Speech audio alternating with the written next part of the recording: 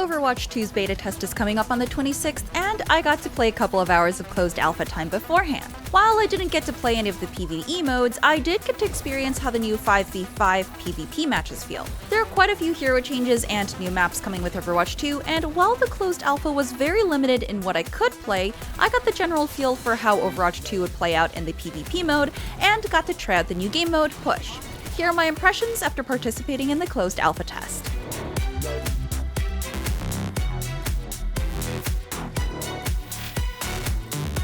First, Overwatch 2 does look absolutely gorgeous. The environments are clean and sharp, and the hero looks are updated and refreshed. Opening Overwatch 2 felt like opening Overwatch at launch for the first time, but with better graphics and performance. The new maps looked vibrant and lively, which was a nice change of map lineups after having the same ones in Overwatch for so long. There's also a new ping system that allows you to point out specific enemies alongside the callout system from Overwatch 1. The ping system is pretty intuitive and lets you communicate more accurately with your team, which I always argue modern-day FPS games need at least a basic ping system since it's really just a quality of life adjustment.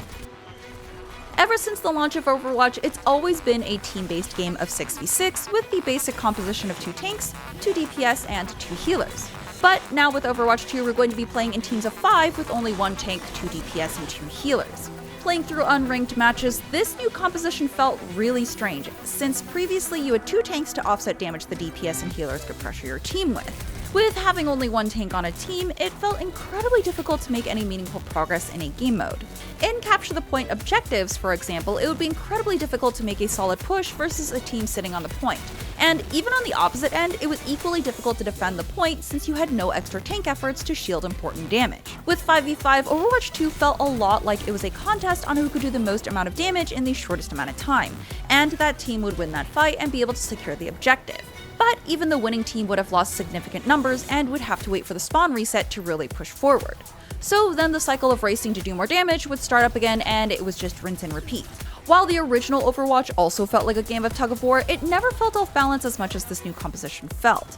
This is most evident in the new game mode Push, where it takes players to a symmetrical map where 2 teams fight to control a robot that will push a payload into the enemy territory. The team that pushes the robot/payload furthest into their enemy's side wins. With Push, that tug-of-war feeling becomes overwhelming, where you realize the games take a bit too long to progress since both teams have more damage heroes than tanks, which creates a feeling of constantly exchanging kills and hitting a stalemate. Of course, this was a closed alpha test and there were limited amounts of invited players. So maybe in the live game the skill-based matchmaking may make things feel more even and make the 5v5 balancing feel less skewed. But my immediate reaction to playing matches with the new balancing and changes was not super exciting, and I'm more concerned with the longevity of Overwatch 2's PvP than anything else. Some of the hero changes I got to test out included Doomfist being converted from a DPS hero to a tank hero. This was a change I never expected, and this felt incredibly strange initially. I wasn't able to get hands-on time with Doomfist during this alpha test, but I did get time playing against him, and he felt more intimidating to face. His base health has been increased from 250 to 450, and he's still just as mobile as before when he was a DPS hero. While damage was increased on his abilities, Doomfist as a tank was incredibly difficult to get used to as he deals a lot of knockback, stun, and slow effects.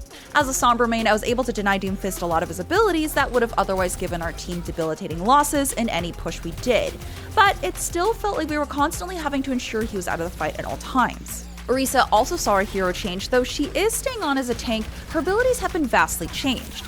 Orisa no longer has her shield, and instead her health and armor have been increased to help her new form as a brawler tank. Her primary weapon fire now does more damage the closer she is to enemies, and her weapon now also doesn't need to reload, but it has a cooldown period if it's fired for too long.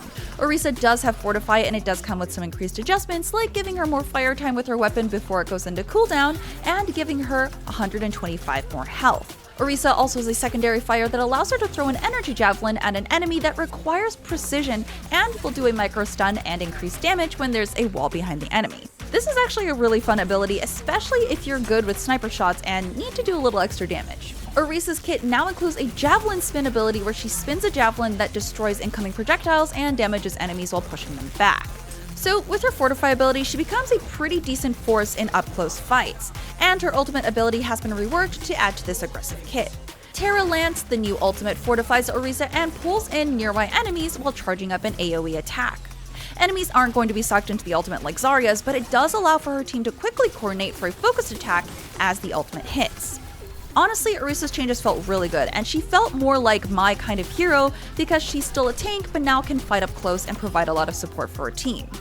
Her rework feels fun and makes Orisa feel more viable of a tank, even without her shield.